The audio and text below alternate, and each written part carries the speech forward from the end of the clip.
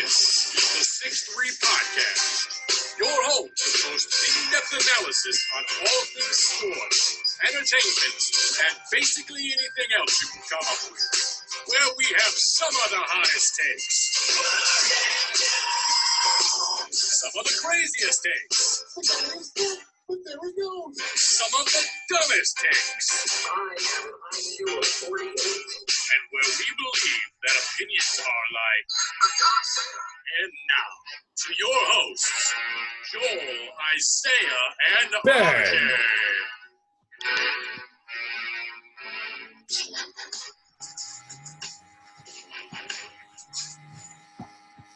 Thanks for tuning in to the 6Three podcast. I'm your host, Joel, with my co-hosts Isaiah and Ben.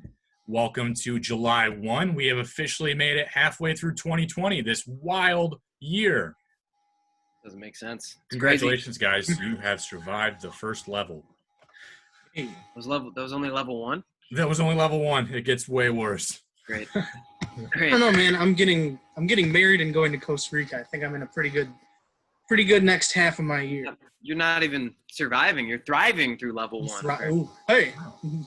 Some would argue that marriage isn't all and no, I'm just kidding. My wife's upstairs. But Costa downstairs Rica have like swamp rats or something, dude. You don't know what Costa Rica's got going on. Well, if you keep talking like that, Joel, your wife's going to be downstairs really quick.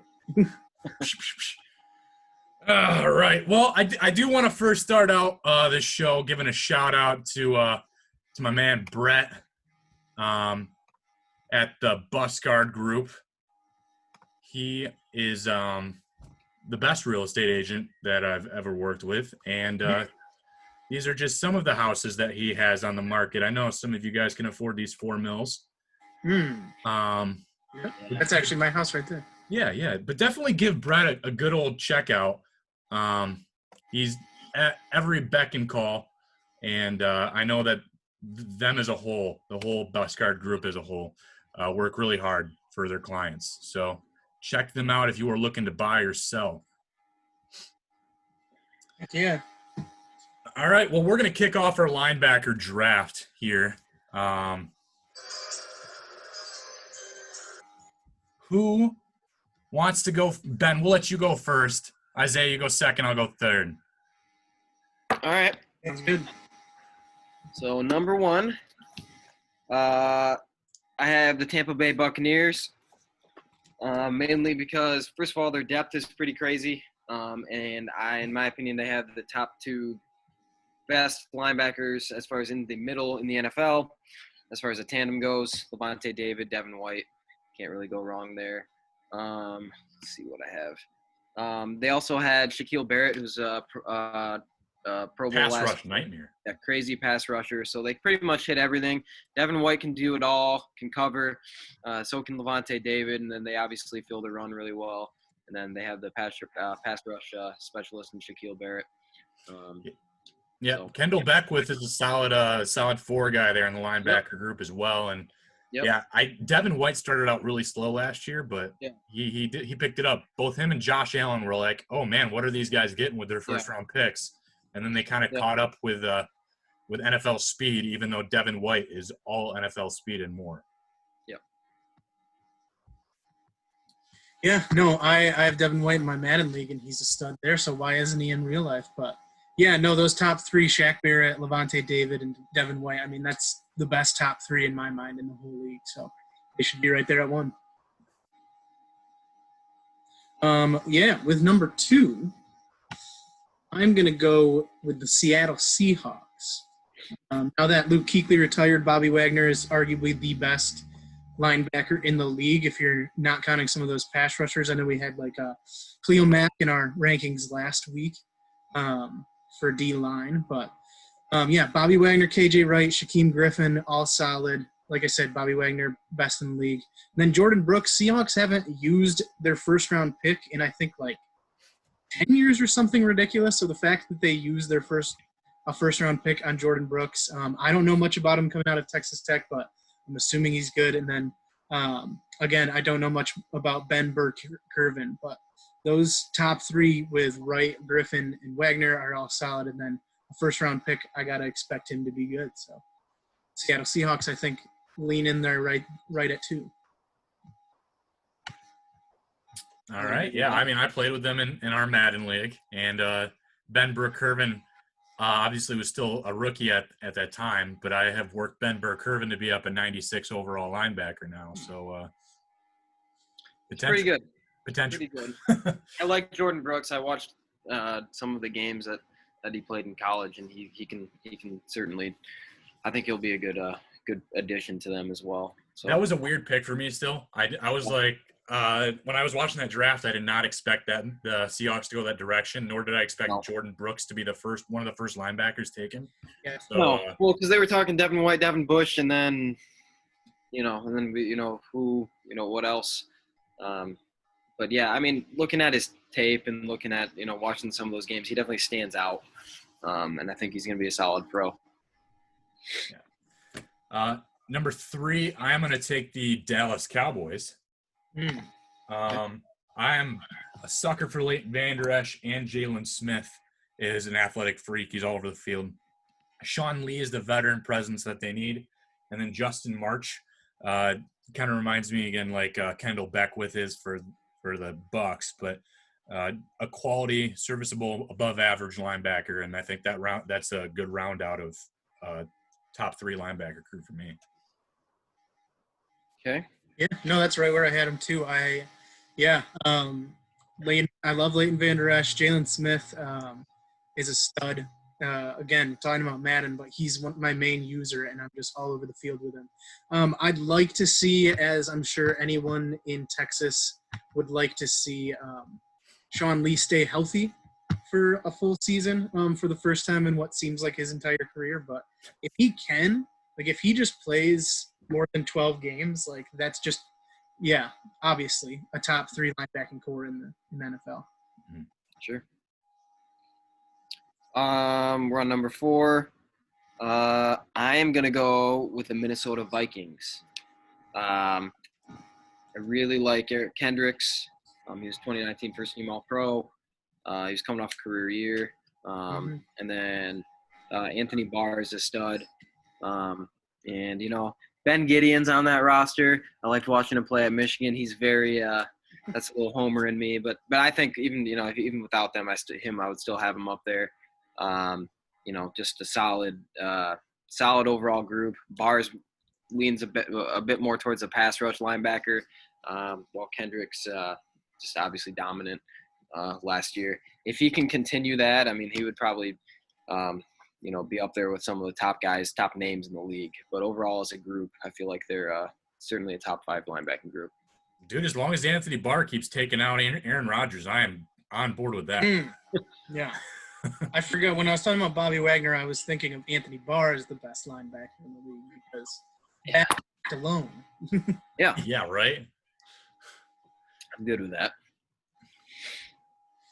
All right, for number 5, I am kind of between my 4 and 5 team right now, but I think I'm going to stick with chalk with what I have, and I'm going to go with the Chicago Bears. 2 NFC North teams right in a row, Danny Trevathan, Roquan Smith. I love Barkevious Mingo, even if it's mostly because of his name, but he's still a solid player. They got Robert Quinn and a guy whose last name I do not know how to pronounce, and I'm not going to try. But yeah, that's just a really solid group to me. Those top 3 especially. Like I said, we put Khalil Mack with our defensive line last week. If you put him on this list with the linebackers, they have a push to be number 1. But even without him, I don't think they're much lower than the top 5. So they're my next available. Yeah, I had them at 3. Yep, I had them at 3 as well. So I will, I want to keep the NFC North streak going because I have the Packers somewhere in the top 10. Will not disclose that information at this time. I am going to go with the Arizona Cardinals. They drafted Isaiah Simmons, who can be any linebacker they want him to be on the field. So that Swiss Army knife right there is going to be super helpful. They get Devondre Campbell from Atlanta, who behind Deion Jones there was probably the second best linebacker for the Falcons. And then Jordan Hicks is an athletic freak, spent some time with the Eagles. And then Hassan Reddick still needs to come into his own a little bit. He was drafted relatively high a few years back, but definitely still some potential they can try to utilize there. See, I had them lower, but I see what you're talking about. I think, Simmons has the potential to really push them up a lot higher. I'm just interested to see how they use him. I mean, not how much they use him, because I know they're going to use him a ton. It's just going to be interesting to see what they do with him, because he can do so many different things. He can be that edge rush guy. You can put him in the box. He can play safety. You can do different things with him. And they're usually pretty creative on defense on what they do. So I'll be really interested to see how they use him. And it'll be really fun. He's going to be a fun player to watch. So potential-wise, if I was, basing him based off potential, then I completely can see how you'd have him that high. I just had him lower based off of, I just wanted to see how they use Simmons. Yeah, I tried not to put that much into it, but I think they're strong at the other. I think those other three guys are pretty strong. I think Isaiah Simmons is definitely – I'm riding a little bit on his potential for sure. Yeah. But the fact that he can play all those linebacker spots – I felt like the Cardinals are going to use him more at linebacker just because they're also very gifted in the secondary with like Patrick Peterson and Robert Alford and Buda Baker. Yep. And no, they're definitely going to use him Murphy. In a lot. Yep. Yeah. So the only safety position he might swap with is like Deontay Thompson, the safety from Alabama. Yep. But I think he's going to probably play 100% of the snaps. If we take a look at the snap counts in most game by game or week by week or whatever, we're going to see that he's probably at least playing 88 to 100% of those, because he's also just he's a cardio beast. Like he's always moving. So that's why I put them there at 6. Yeah, if he doesn't pan out this year, it's definitely, I don't think it will be from lack of opportunity.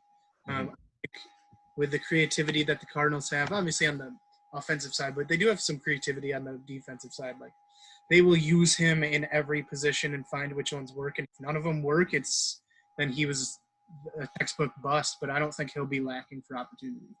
Yeah. All right, Ben. All right, I'm up. Let's see. We are on 7. 7, right? Okay. I am gonna go with the 49ers.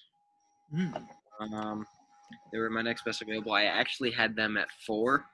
Let me see here. Let me pull up my notes. I just exited out of it for some reason because I'm stupid. You got Quan Alexander.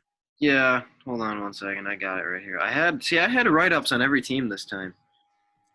That's impressive because it was in short notice kind of too. I mean, I know. You have a lot of time today. I know.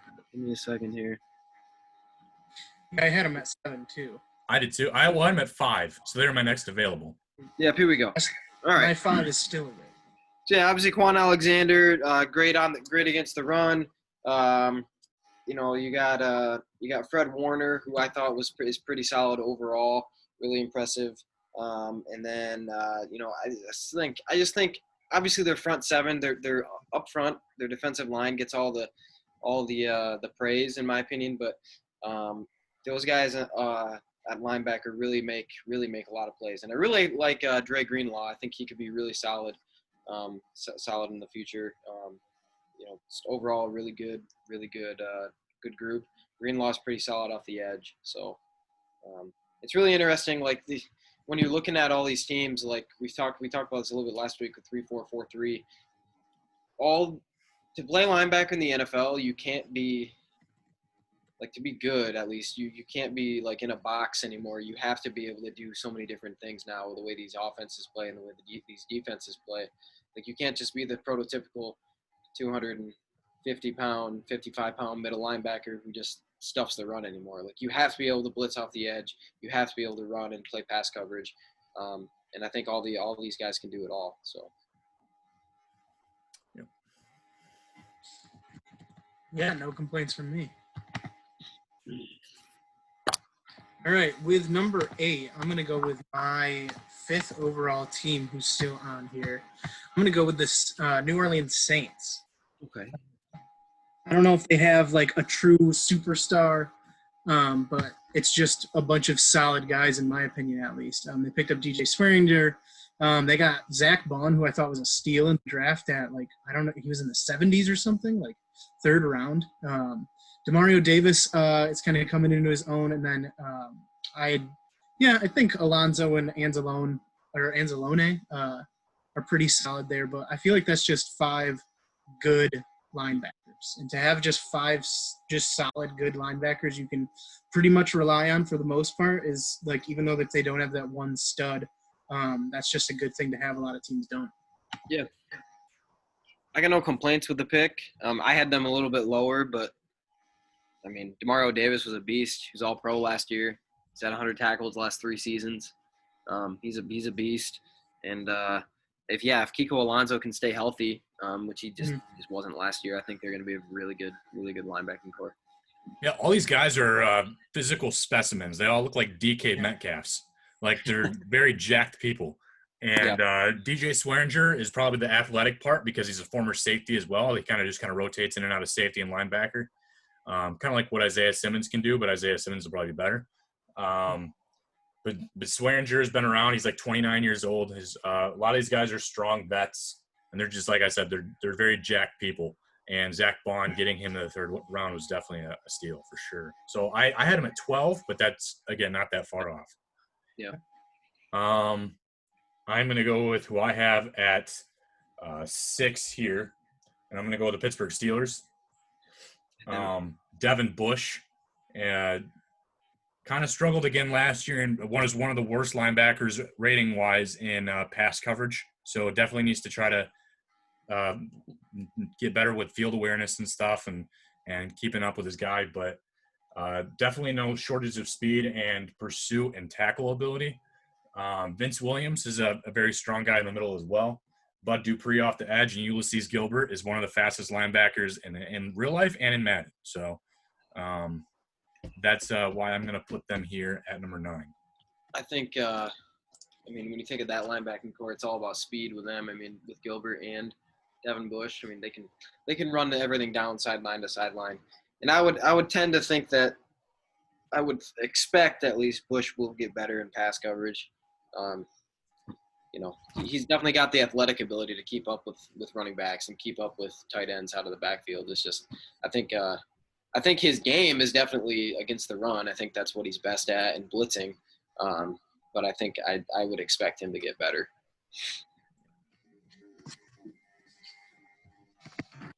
All right. Number 10, Ben? Number 10, I'm going to go with the Indianapolis Colts. Let's take a look. Darius Leonard, obviously a monster, elite. And I really like Anthony Walker. I think they complement each other really well. Leonard is kind of the all-around solid stud linebacker, while Walker, I think, is excellent against the run.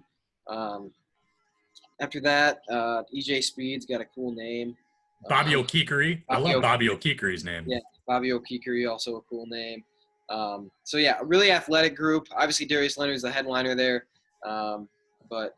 He makes up for, a ton of any kind of holes, any kind of mistakes that happen. He makes up for them. I think really solid group.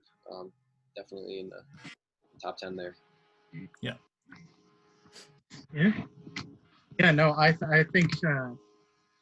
I'd have to look tougher at it, but I think Darius Leonard, easily top 10 linebacker in the league. He might be pushing into the top 5 if that just keeps it up. But I like him a lot. All right, we are on, 10 or 11? 11. 11. I'm going to go with my number 8 at number 11. I'm going to go with the Jacksonville Jaguars. They got K'Lavon Chaisson in the draft, but they have Joe Scober and Miles Jack, who I think are really good. And then I don't know much about Quincy Williams, but yeah, those 3, I trust Chaisson will develop into something really nice. But Miles Jack is all over the field, and Joe Scobert's pretty good in coverage too. I just think that's a solid group. All right, I'm going to go with the 3rd NFC North team then here, and that's going to be the Green Bay Packers. Preston Smith and Zadarius Smith off the edge. They get Christian Kirksey in this offseason from the Browns, who spent some time with the Browns.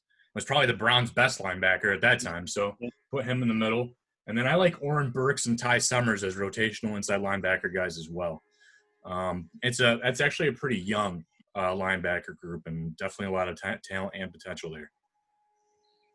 See, this is the most outlier one I've had with a disagreement, I guess, with anybody so far, because I had them much lower. I just don't see – there's not a whole lot of star power there, and it doesn't necessarily have to be a ton of star power to be a great linebacking group. So I don't think they're necessarily going to underperform. I don't think they're going to be bad.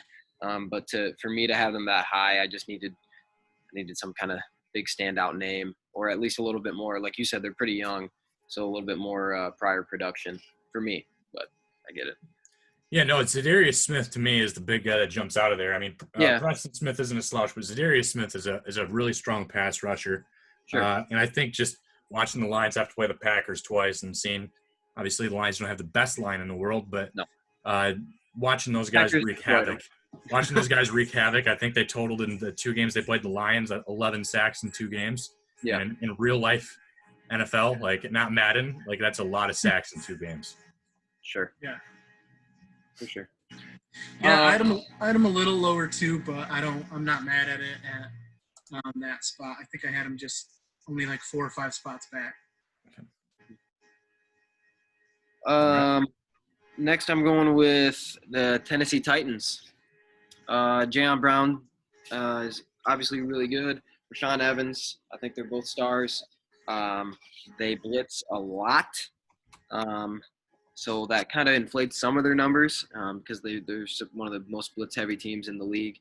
But they do it because they have such athletic linebackers that can keep up. And then obviously Jayon Brown, I really like him. He's one of my favorite linebackers in the league. Just watching him play sideline to sideline, it's really fun to watch. Yeah. All right. Let's see. Now, this is where it kind of gets tough for me. I got a lot of teams in these kind of teens range that are interchangeable for me. Let's take a shot. I'm going to go with the Las Vegas Raiders. I thought Corey Littleton had a great year last year. And then, yeah, they got Nicholas Moreau and Markel Lee, who I think are pretty solid. They aren't amazing, and then I don't know much about Nick Kwiatkowski, but yeah, I think that's just a pretty solid group. I have the Raiders quite a bit lower. I have them there at 24 on my list. They were 20th on mine, but I really do like the pickup of Littleton and Kwiatkowski, though. I think that made that group. Without them, they would probably be in my bottom 5. But they might be last if they didn't have Kwiatkowski and Littleton. Littleton's one of the most underrated linebackers, I think, in the NFL. I really like watching him with the Rams. Lay the pipe on people. So he's definitely fun to watch. And Kwiatkowski is he's quiet sometimes, but I think he's a solid linebacker. He's he knows what I think he's a smart linebacker. Yeah. I think there's some parts of his game I would like to see him improve in, but I think he's very smart. I think he's one of the smarter linebackers. Yeah. Doesn't miss too many tackles once he lines up right. So nope. I'm gonna go with the Miami Dolphins for this next one at 15. Vince Beagle has spent some time with the Green Bay Packers. And with the New Orleans Saints before he came over to the Miami Dolphins. But he also played for Wisconsin, so I think I remember watching him play quite a bit. And that's not even the best part for me of the Miami Dolphins. They get Kyle Vanoy, who they might have to switch up the defense style a little bit because Kyle Vanoy did not work in a 4-3 defense. He works very well in a 3-4 defense, as Lions fans saw with him using a second-round pick with him. But very successful with the Patriots.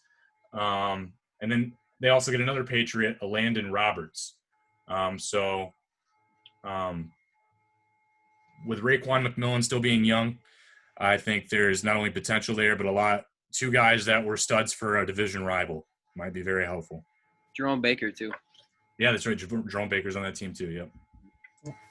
Yeah, I had them in the 20s, but I did not realize that they had Kyle Vanoy. So I would have realized that when we were making the list, they would have been, right in these teens range. Yeah. But yeah, no, it's a solid group. I am going to go with – I'm going to go with the Jets. That's my next available. Yep. Obviously, C.J. Mosley, Avery Williamson, super good pair. Let's see. Both obviously C.J. Mosley is one of the bigger hitters in the NFL, so I like watching him play. And then they also have Jordan Jenkins is solid. Pretty deep group. Jordan Jenkins, I think, had 8 sacks last year. So real solid off the edge, coming off the edge a little bit. So yeah, really, really deep group.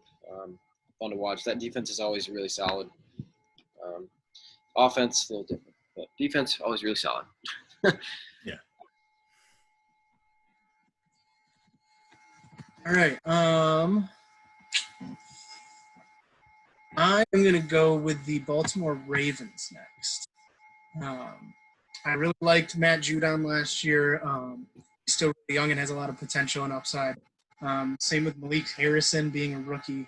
Maybe it's just because I always heard his name against Michigan and beating the crap out of them. I mean the team as a whole, but I feel like I always heard his name whenever they played. And then, I don't know much about the rest of the guys, but those top 2 are good. I just got to assume the Baltimore Ravens' other linebackers are good. But, yeah, I'm going to go with them. Picked up Patrick Queen, who I think is going to be pretty solid. Yeah. No, definitely a lot of potential there. They lost some guys, but they definitely filled in their spots. Mm-hmm. For number 18, I'm going to go with Ben's Buffalo Bills. A.J. Klein, a well-traveled vet that has been very successful wherever he's been, and Tremaine Edmonds is one of my favorite and most athletic linebackers in the league as well. Matt Milano's a strong, smaller-sized linebacker, fits the bill though, and then Voshon Joseph they got from Florida was last year probably.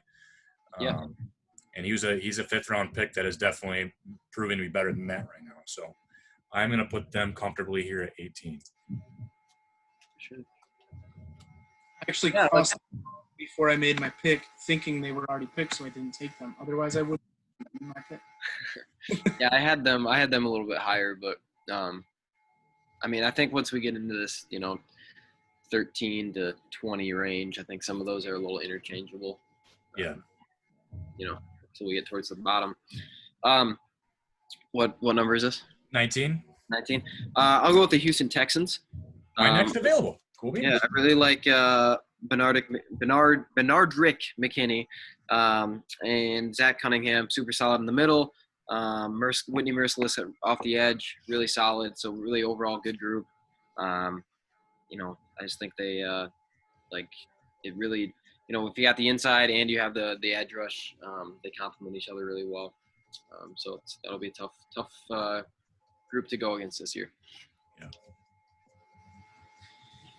All right, at 20, I'm going to go with a team that I'm basically just picking here because of their number 1 guy, but he is probably the number 1 guy left in any team. I'm going to go with the Denver Broncos, obviously led by Von Miller, who I think is the last – I don't think anybody left on the list is a Defensive Player of the Year besides him. But, it doesn't really matter who's next to him for me to pick him at 20 or in the 20s. But, so I don't know much about the rest of the guys, but Von Miller sticks out to me, so I got to pick him there. He definitely made a difference on my list because to me they're a very bottom 5 linebacker core without Von Miller, but Von Miller is so disruptive. I had them at 21 on my actual list. So I like Bradley Chubb too, though. I think Bradley Chubb's got a chance to be solid. He's kind of been disappointing from where he was picked, though. I want to see a little more productivity, but I think the defense is weak enough as a whole. We're not going to. You still have to have enough solid pieces around these one other players or whatever. Otherwise, it's 11 people on a team for you. You all have to have some level of quality play for it to work. Yeah, I think Alexander Johnson eventually is going to be solid. But I would agree. I mean, we technically had Miller, they're not. We technically had Bradley Chubb on our D line list too. So yeah. So, but I might have even bumped him into the teens if Bradley Chubb was counted among the linebackers. Yeah, I probably would have had him a little higher. Josie Jewell. I like Josie Jewell too. He's a strong guy. Cool name. Yeah. I liked watching him in college. There were some games where he was nuts. I remember It was Iowa Penn State, and it was like he and Saquon Barkley were two freight trains running into each other over and over the whole game. Yeah. He had 25 tackles, and Barkley had 200 yards. It was insane. He was the only one stopping Saquon. He was the only person who could tackle him the whole game, so it was pretty fun. Number 21, my next available is the Detroit Lions. So I will take them right here. I don't think the Lions know how to use their linebackers, but I think there is a lot of talent on this team. I think Jelani Tavai is a strong man in the middle, not quick by any means, but he reads the direction very well. Jared Davis needs to be utilized in a different way on the linebacker side of things. Just needs to blitz pretty much every play. And then they need to use Jamie Collins will need to be as effective as he was with New England for this to also have some reasonable spot for them. And then Christian Jones, I was mad when the Lions re-signed him, but I think that's we're kind of at this point right now, outside of the top 20 even, where we're gonna have to make some decisions on potential. And I think if Jamie Collins is 3/4 of the linebacker that he was with the Patriots, they could have some pass rush finally, which can make the rest of that defense a little bit better as a whole. Yeah, if they had any sort of pass rush, they're going to be better. Mm-hmm. I mean, there was no pass rush last year, so. I say send Jared Davis and Jamie Collins every play, but that's just me. I think they should at least send Davis because I don't think there's much else he can do. He is, in best terms, he is a liability in coverage. Yeah. They will not pick up his fifth-year option. I just don't see that happening. Okay, so here's his problem. Again, I talked about it earlier. He's like the old prototypical 255-pound middle linebacker who can't do anything except tackle the inside run and blitz a little bit. That's it. There's no sideline to sideline speed. There's no way he can cover a tight end. Can't cover a slot. There's nothing he can do other than that. And he's just not quick. He's not quick. He's slow at the hips. You just can't have that in the NFL. Change of direction is not good. That's why he just needs to be a surprise blitz. He needs to pretend he's going to go back in coverage and then just run straight through the offensive line. That's what he needs to do. You can't have a linebacker like him in today's NFL, in my opinion. And that's why it was a mistake drafting him in the first round. He'd be a good third-round linebacker, but first round was just a disappointment. The depth piece, it would be a good, but unfortunately, he's your middle linebacker. Yeah.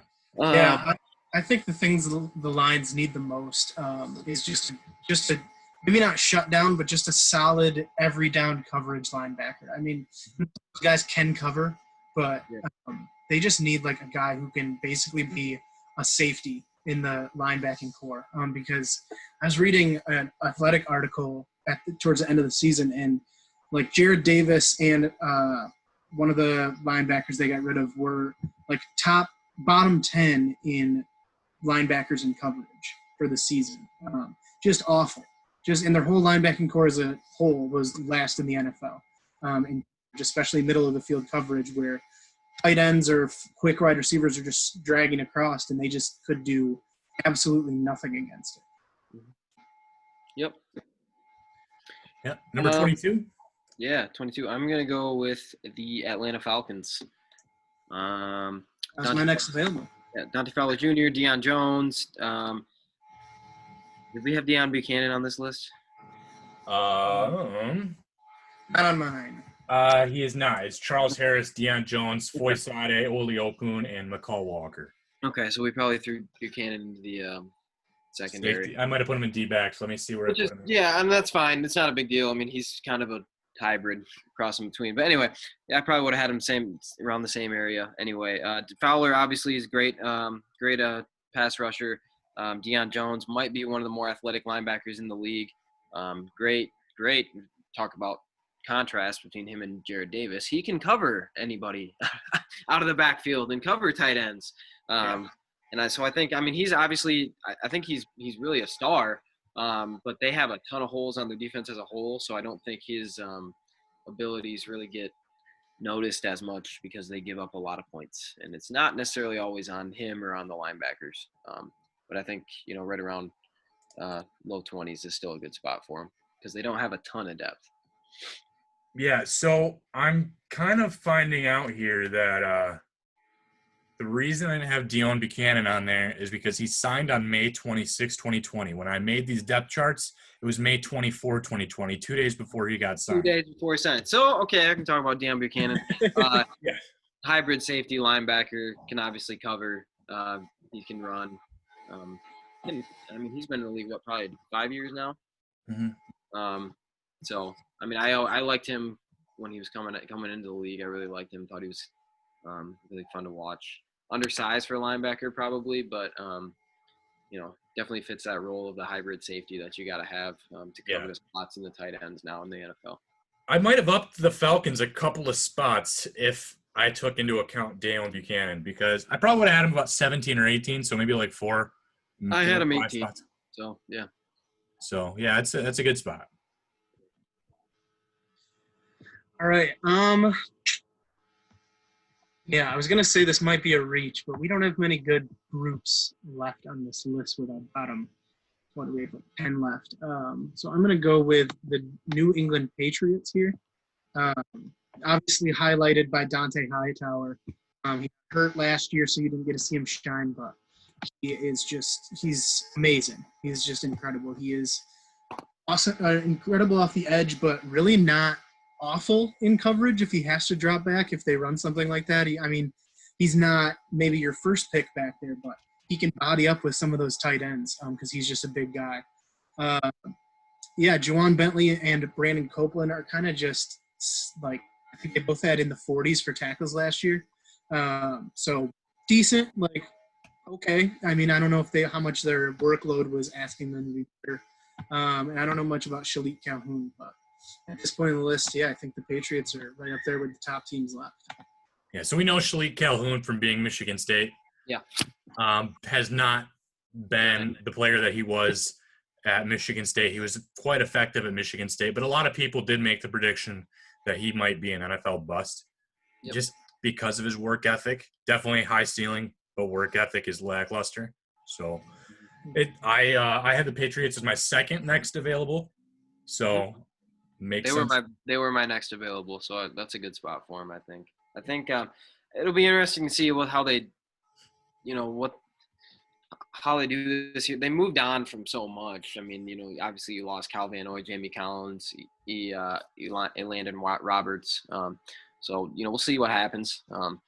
That defense will find a way to be pretty good anyway. Whether they're as good as last year, I doubt it, but they're going to be solid regardless. Yeah, if they still had Vanoy and Jamie Collins, how much higher do you have them on your list? Or even a Landon Roberts. Yeah, that's a big reason they had so much success last year is they had like 5 good linebackers. They could just constantly rotate in. I would probably have them. I would even consider pushing them up towards the top 10 if they. Yeah, probably top 8 for me off the top of my head. I was gonna say I'd have them top 10. And that's the thing with I feel like I've said it, or someone said it every time we do a ranking with the Patriots. It's just like, you might not have as many names, but they're probably going to use those people better than any other team would. Yeah, they're going to be good. Now they got Cam Newton this week, so hey, they're not broken at quarterback anymore. So maybe they are. Cam Newton's still some level of broken, but interesting. That will maybe as a person and not so much a quarterback. But I don't know. That definitely transforms their offense a little bit. A lot of people were like, they're finishing dead last. They have to rebuild, blah, blah, blah. Jarrett Stidham's not the guy. Jarrett Stidham could still be the guy, but Cam Newton's obviously pressure to put on him for sure to take over. Mm-hmm. It'll be interesting to see how high they are on Stidham, whether it's just Cam Newton's our starter if he's healthy, but or if he really has to fight for the position versus Stidham. I'm not sure. We don't ever hear much from the Patriots side of things because Bill Belichick runs a tight ship, but it'll be interesting to see how high they are truly on Stidham versus Cam Newton. Healthy. I think Newton starts week 1 if he's healthy. So I think Stidham's going to be that potential Tom Brady or whatever in his second year where the quarterback goes down and then he gets his chance and then Cam Newton will never get it back again like Drew Bledsoe did. Yeah.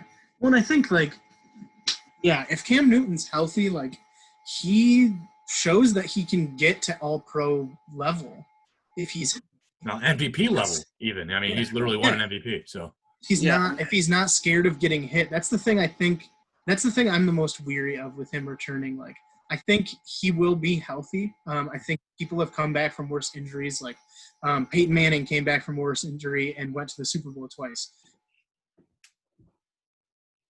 Oh, where'd he go? We lost him.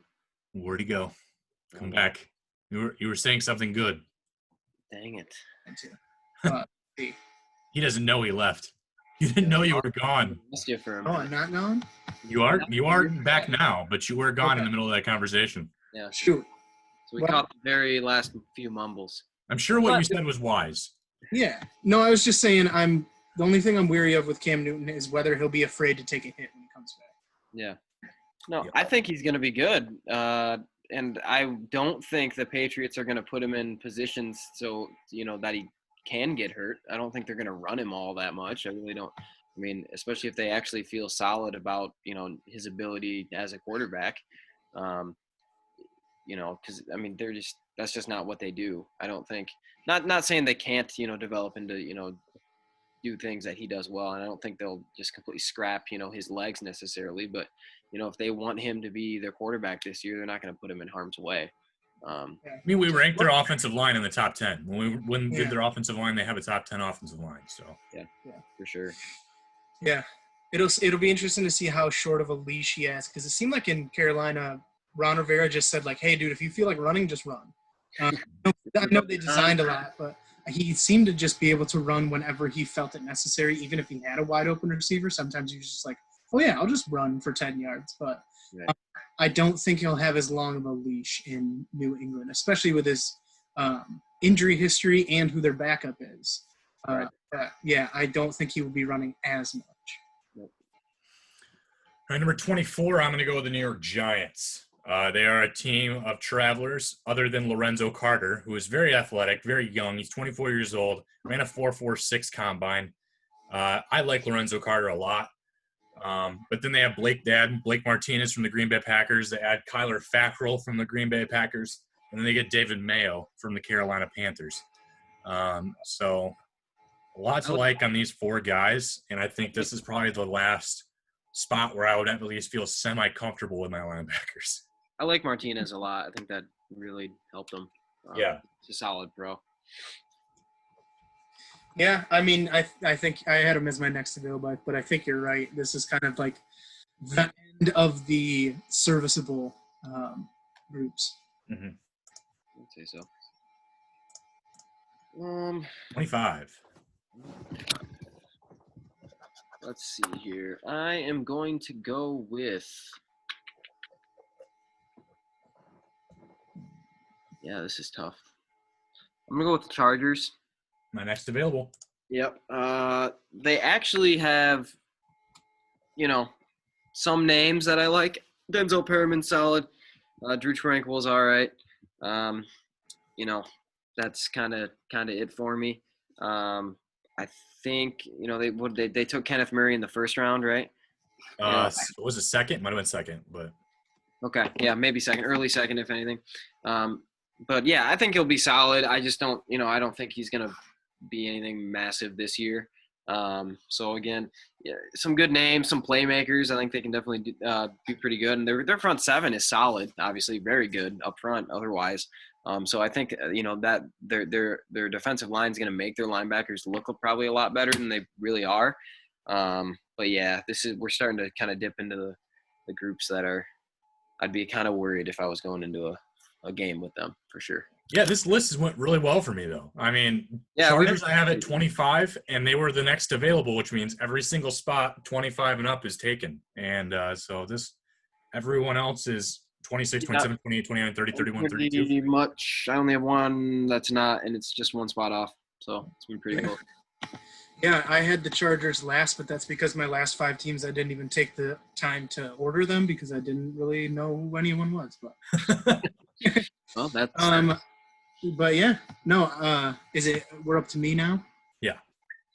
I am gonna go with the only team that is lower than the spot we're on for me. The Washington Redskins. Yeah, they're bad. I'm going to be interested to see Khaleke Hudson. Obviously, Michigan guy, 5th-round pick, so I'm not expecting too much from him. But we'll see. Yeah, I don't know. I don't know how much his talent and everything is going to translate to the NFL. Thomas Davis is like almost 40. Maybe 100. He might almost be 100 actually. But I just looked up. He had 115 tackles last year. Yeah. So it's like, yeah, he's 37, 38, but like he had over 100 tackles, and if you have over that's kind of the benchmark for good, like great linebackers is 100 tackles. Well, Ernie Sims had 150 tackles one year for the Lions back in 2006. That was that turned out. I just mean that they don't have a defense that can do anything else. So if someone has to tackle him, it's going to be Thomas Davis. Right. Yeah. Yeah, but next, I don't know. He was on the Chargers and still had that. So. He was on the Panthers for most of his career. He was a pretty good linebacker. But yeah, so he can at least still Play. Run into that many people and take them to the ground means your body isn't totally betraying you yet.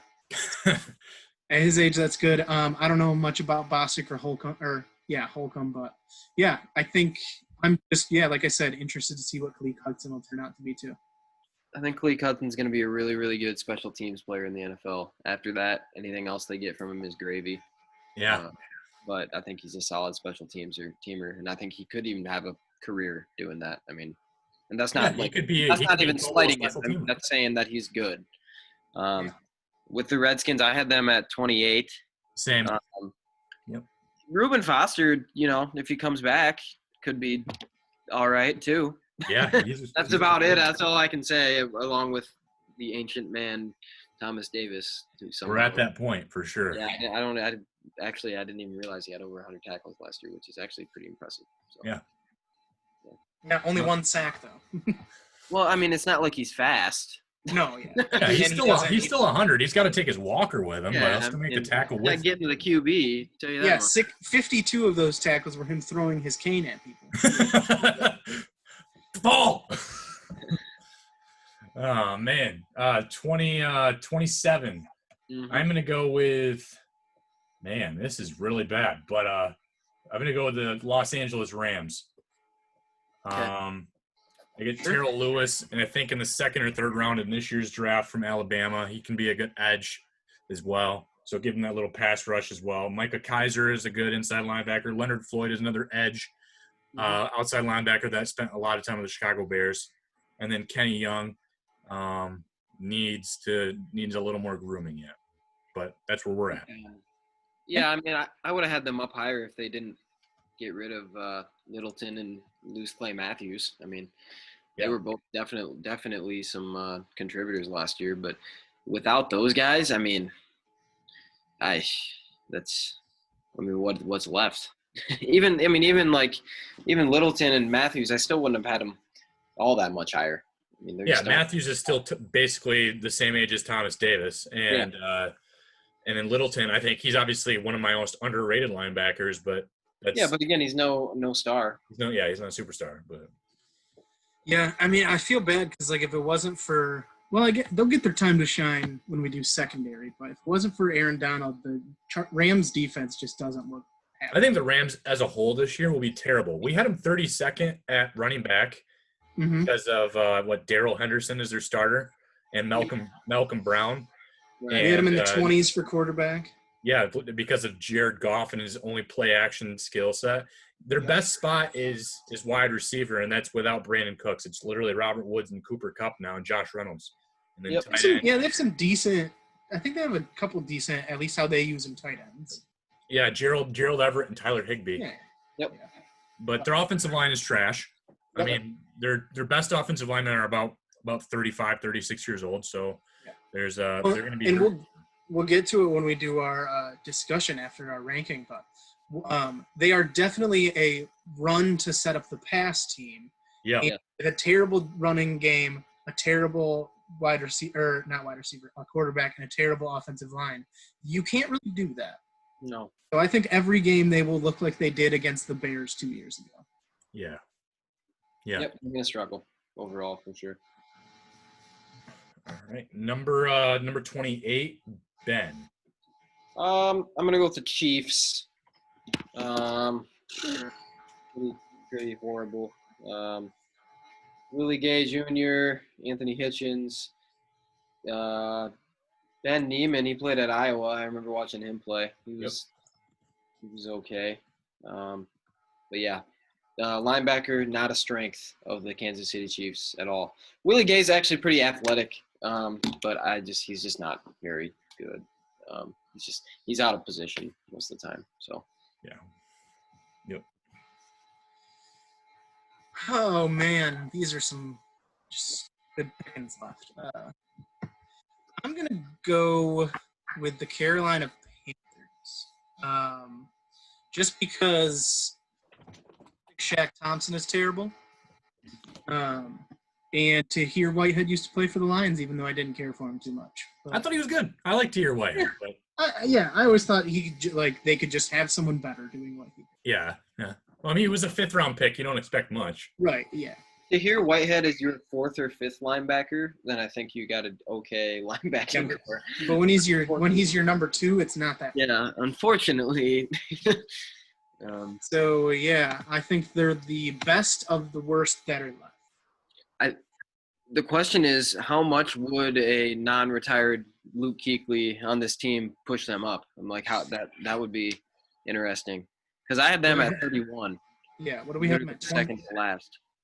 I could see it pushing them into the very high teens, low 20s. After Luke Kuechly, like I kind of think of it a little bit like the Falcons or like the Patriots, who just have like that one guy and then just some guys after that. So I'd say around 20, 21, 22. That's about right. Yeah, I'd agree. Because even with Luke Kuechly, he still had the injury history that was. Yeah, if he had, because I never looked at Luke Kuechly, at least not the last few years, as the same level as like a Von Miller. Did they have AJ Klein too? I feel like that AJ Klein. Who was AJ Klein? I feel like he was with the Panthers. He might have. Yep, he was with the Panthers. Okay, so he played with the Panthers for 4 years. He was picked by the Panthers in the 5th round in 2013. Hey. So. Yeah. They lost with that line. They used to have a really strong linebacker core when they had Thomas Davis, Luke Kuechly, and AJ Klein, and it's not so much anymore. But things happen. That's why and when Andrew Luck retired, you just have to make the best of it, and the Colts still did. So let's see if the Panthers can. Yep. Yeah, I mean Shaq Thompson. I like Shaq Thompson. Yeah, I mean over 100 tackles last year. Like they're definitely going to look for him to make up for a bit of what they're losing with Luke Kuechly, but there's not really anyone else to make up the rest that they're losing from Luke Kuechly. Mm-hmm. So we are now at pick 30, and these last 3 teams are just absolute trash at linebacker. 2 of them are in the same division. That's nice. I know, look at that. Yeah. That AFC North is curtain. So I'm gonna put the Cleveland Browns here at 30, though. I had them last. Just because they have Sion Takitaki? It's not even about Taki. My favorite one is Mac Wilson. I think Mac Wilson just rides a lot of potential. I think, like we've talked about it before, we get a lot of our from when we play so much Madden, we see these players and what they are now. And I have Mac Wilson on my team as an outside linebacker, and I have turned him into a 93 overall superstar. So I think I have to try to flush that out of my head a little bit. But I did enough to put them in the bottom 3. And I think everyone else is just – no one else is good. And, no, strong of you, Joel. Huh? Jermaine Grace. Very strong of you to get your bias so bravely out of the way. And it's Super Bowl champ twice. Sure. Okay. Wild card champ 3 times. That's true. You don't lose your wild card games. Mm-hmm. I think I like Jacob Phillips a little bit too with potential. And he was with the Bengals, I believe, last year. Yeah, I think he was. But he was probably one of the best Bengals linebackers last year too. So that's why I have to put him at least above the Bengals. And then it's between the Eagles. And when I look at the Eagles, I'm like, oh man, you don't even have Camus, Grugier, Hill anymore. You're toast. Nope. And Camus is not even good. Nope. They're all bad. Yeah, this is a tough list, Oh, so I'm going to put them at bad. 30. The Browns at 30. I am going to go with the Eagles next. Ah, So we're throwing the Bengals at the end. I had the Browns last. And actually had Panthers at 31. I had the Eagles at 27, actually, which doesn't really mean anything. All these teams are really bad.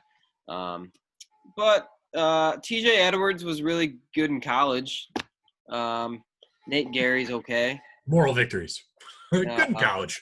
You know, I was Good reading Tebow. some articles, kind of, you know, what other people were looking at as far as linebackers and where they would put them, ranking them in the league. And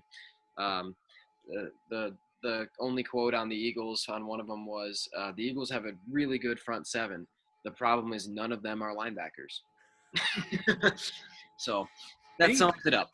I mean, that's true. We put the Eagles at 8 in our defensive line list. Yeah, they're great defensive line. And they're deep. So they got like 7 or 8. They go 7 or 8 deep on that team up front. Their linebackers are just horrible. So, I mean, I guess the silver lining for them there is that they'll probably put up – I'm sure some of those guys on their team will have some okay numbers because their defensive line will probably help them out a lot.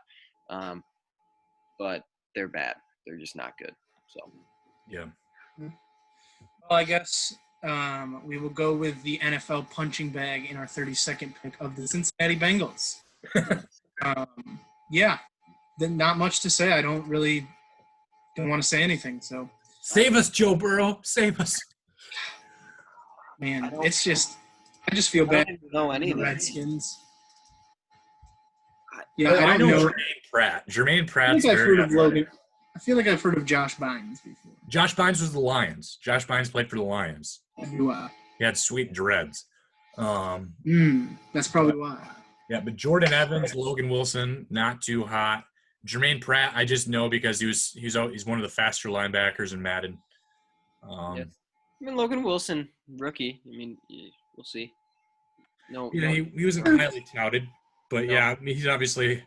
I mean, there's plenty of not highly touted linebackers that go in the 3rd or 4th round. DeAndre Levy, if he didn't retire so early, was a good linebacker. Very good. So, that includes a very painful bottom half of the linebacker core. Next week will be secondary. We'll see how good the corners and the safeties are for each NFL team. We're going to talk about NFL still, and it's going to be about in today's NFL specifically, I guess. Should you run to set up the pass or pass to set up the run? Ooh, the important questions of life. Yes. Yeah. We can. I'll try to take this off on this one. I personally believe that you need to pass in today's NFL first. This is a pass-first league now, and it changes every couple of years. But now with tight ends being more athletic, more pass-catching tight ends, they're not there to help with the running so much. So you have to open up the field by doing your spread offense again, getting the tight ends involved, getting your 3 wide receivers involved, even letting your running back catch out of the backfield, along with your quarterback being able to scramble enough to open up the field even more. So I think I prefer when my team starts off passing the ball, maybe because I grew up with the Detroit Lions and they can't run the ball ever. And so I'm just like, just let Stafford do this. Just let him take care of it. And he can sometimes. But today's NFL, the play action is starting to die too. We didn't see the success that it had 3 years ago with the Rams. And I think maybe 3 years ago it would have been a way more difficult debate. But for me, I think you have to pass first in the days NFL.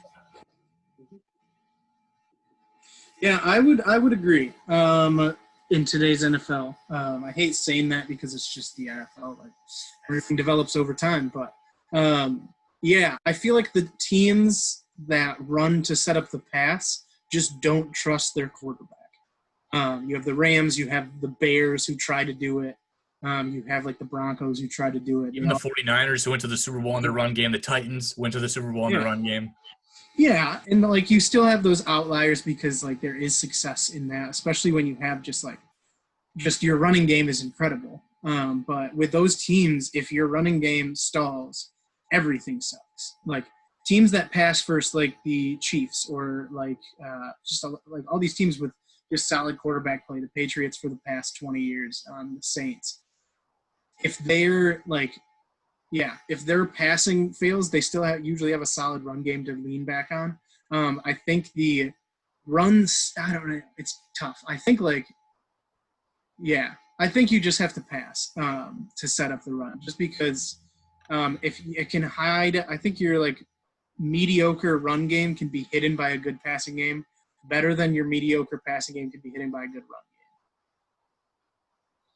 game. Okay. I think most teams, the way they're designed right now, typically have to lean a little pass first. But I will say the teams that the worst teams in the NFL right now, the teams that are or at least the worst offenses in the NFL, I should say, maybe not even the worst teams. In my opinion, it's either because they're breaking in a rookie quarterback, right? And that's fine, whatever. Or it's because their offense is not taking advantage of the talents that they have, right? So if you have a team with a stud quarterback and some good wide receivers, then you obviously need to be throwing the ball more. But if you're a team like the Tennessee Titans, if you're a team like the San Francisco 49ers, you obviously are going to need to tweak that and change that to the point where, you probably are going to be a run-first team. Maybe you're going to be a play-action team. You need to use your play calling needs to focus on what can your team do well. Maybe you have a great defense, so you're saying, hey, I'm just going to run the ball, I'm going to control the clock, and I'm not really going to worry about scoring 40 points because my defense is not going to give up that many points. I'm just going to rely on them. But I will say this, if we're talking about teams winning a championship now, if we're talking about teams winning the Super Bowl, and I think it was evident last year and it was evident the big comeback that New England had a few years ago, you have to be able to pass the ball in the NFL to win a championship. You can't do what the Titans were trying to do last year and just give the ball Derrick Henry 50 times a game and Tannehill literally not do anything. You can't win a Super Bowl doing that, in my opinion, now, because the minute you get down by more than one score, you're toast. You don't have enough time. It's like it almost got to the point. The Titans were, an extreme last year, but it almost got to the point where it was like watching a triple option team in college. As soon as a triple option team gets down 14 points or 10 points or whatever, I mean, they have to keep the ball a whole quarter just to move the ball down the field. And it was the same sort of thing with the Titans. It's like, it's great that you're gaining 4 or 5 yards a carry, but it takes so much time to get all the way down the field.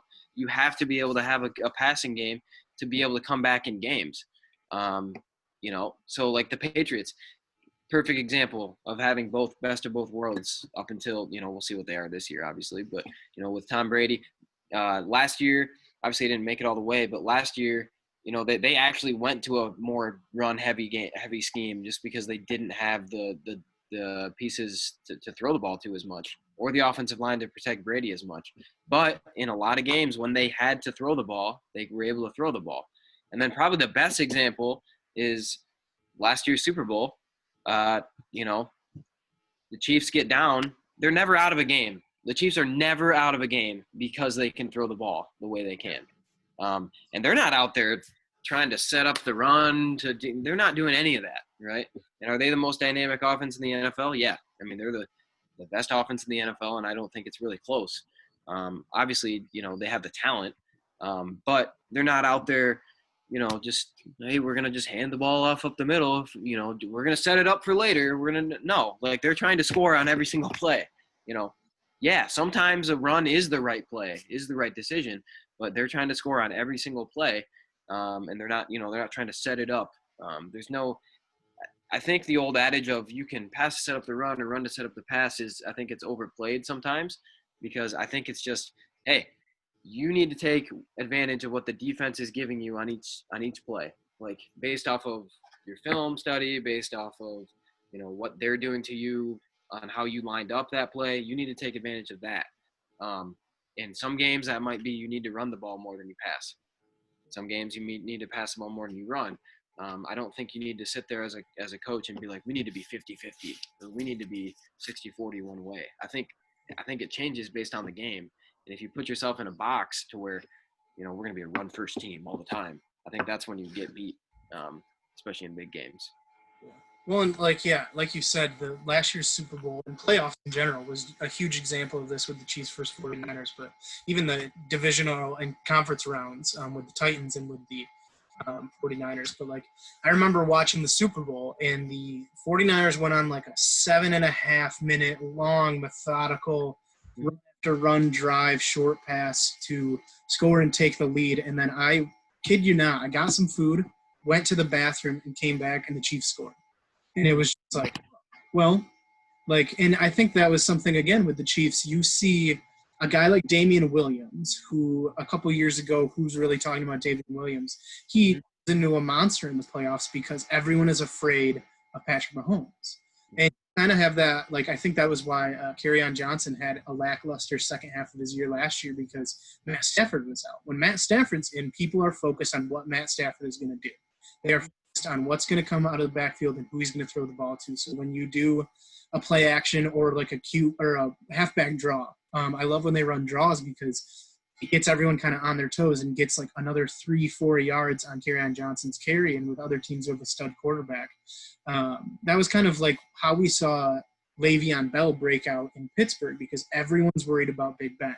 Everyone is worried about Antonio Brown. Everyone's worried about their passing game. And then it gives Le'Veon Bell the opportunity, and why no one else has been able to do it, to stop behind the line for half a second and then pick where he wants to run, because everyone's in coverage worried about it. He can find out where the linebackers are because 2 of the 3 of them are 5 or 10 yards back already because they're worried about Big Ben. And that's why he wasn't as successful with the Jets last year, because they don't have that ability to say, ooh, like, watch out. Sam Darnold. Yeah, watch out for Sam Darnold. He's going to sling this rock or sling the ball 50 yards down the field. Like, that just doesn't happen. So there are definitely teams like the Cowboys, for example, who can run first and lean on that.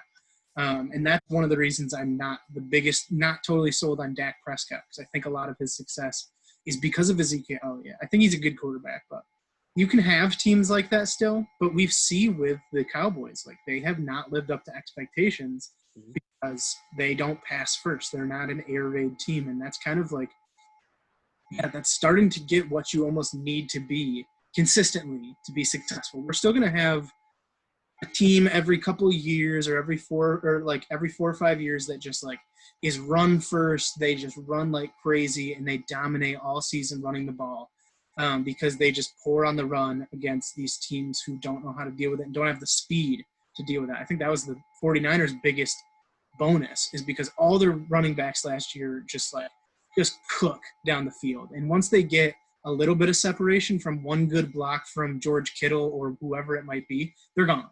And that's why their run game works so much. It doesn't work as good with a slower running back. But you're going to have those teams every couple of years or every so often that still run first and find a lot of success. But mainstream NFL and most teams are going to start passing more, and it's going to prove dividends. And then in 50 years, everyone's going to be running first, and we're going to be like, can you imagine having a good quarterback? Like, let's pay our running backs $40 million.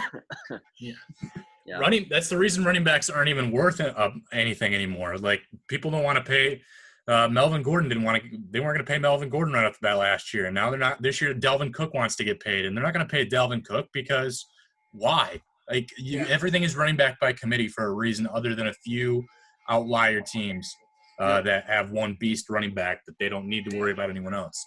And if you notice the success behind the teams that run first or prioritize the run, I would say, they have to be heavily reliant on their defense as well to have any level of success. Very much. Whereas if you have the Chiefs have maybe a bottom below average defense to me. They're probably bottom 10, probably bottom 10. Yeah. Probably bottom 10, yeah. But Won the Super Bowl. they were able to just score on command because, like you said, Damian Williams had a great playoff run because they were able to open it up. And Patrick Mahomes has the ability to just extend the play a little bit longer and move out of the pocket. Plays break down. Corners can't cover their wide receivers that long. That's why the Lions defense couldn't cover anyone, even though they had good D-backs on paper. Like there's a lot of other variables that go into it because regardless, it's still 11 people on your team at a time. But with a running back by committee, you can pretty much plug anyone in there. If you have a good offensive line, they'll probably have success. If you have a good passing game, the running backs will probably find a little more space because they're putting more people back in coverage. So I think that's why I think all of us have at least somewhat elaborated on why we believe today's NFL for sure, you have to pass first to open up the run. And I think, I know we're mostly focused on NFL right now, but, I think this permeates throughout football. You can even look at it all the way down to the high school level a little bit. High school's a little different, but, look at college football right now.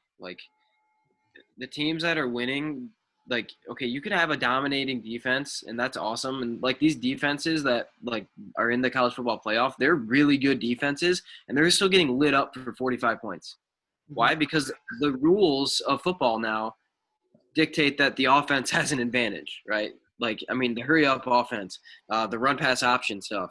They're allowing linemen downfield. You know how hard that is to defend, as a defense? That's so difficult to defend. So, the rules are lending it to pass the ball.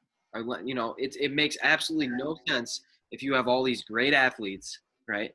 And then you condense them all in this little box and you say, we're going to run and we're going to try to move these huge men out of the way. Why wouldn't you just flip it out to a really fast receiver and tell him to run away from everybody, right? Why would we turn around, hand the ball off straight into 300-pound linemen, right? Yeah. That doesn't make any sense. To me, it boggles my mind when teams do that consistently over and over again, and they're not getting any traction. It doesn't make sense. Yeah. Yes. Until last year, right? Finally, last year things changed, right? And it's just it's so frustrating to watch that when you have all these great athletes, right? If you have these really good athletes and you don't use them, right? You don't use them, because everybody in the NFL is good. Everybody in the NFL is a super crazy good athlete. So it's a little different in the NFL, but. I think it really permeates down. It starts at the NFL and goes all the way down from NFL to college to high school. And even these good defenses, you can't rely on them to hold teams to 20 points anymore. You just can't do it. The rules aren't going to allow that to happen anymore. So you have to be able to have a high-scoring, high-powered offense to be able to come back in games when you're down, when your defense lets you down a little bit. Or to be able to, maybe you just blow a team out. You got to be able to do that. And the teams that sit there and turn around and hand the ball off, they can't. Well, look at the Big Ten. I was going to mention them earlier when I was talking about. I didn't want to take up too much time, but look at the Big Ten in Michigan and Wisconsin and Nebraska and these teams. They have. It is fun to watch. It's so fun to watch Michigan and Wisconsin go at each other and run the ball 50 times each. There's some joy in that, and I love it. If it's snowing in Wisconsin, it's beautiful. But then in those games, it's awesome when you get a 50-yard bomb because 115,000 people in the big house didn't expect them to pass the ball on first down. I would love to, maybe not last year, they started getting away with it, but the previous 5 seasons, I would love to count the percent of first down passes that Michigan ran. Because I bet you it's under 30%. They never did it. So then they go and they play Ohio State or they play an SEC team or an ACC team. And then all of a sudden they go 15 downs without running the ball a single time. Mm-hmm. So everyone on your team, your Khaleke Hudson or Jabril Peppers, these guys who love to run around the field have to be in coverage.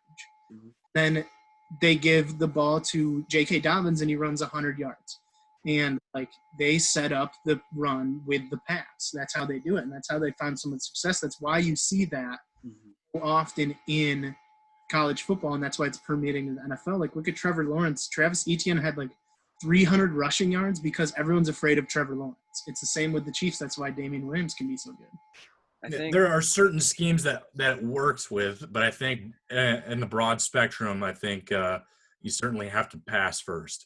And Even just the average fan, or even people that don't follow football at all, like, Nicole and I went to the Army and Michigan game that was near upset, and we see obviously Army is 3 running backs, triple back, and they had to throw a couple of times, and it was. Gosh, I think they had 6 passing attempts.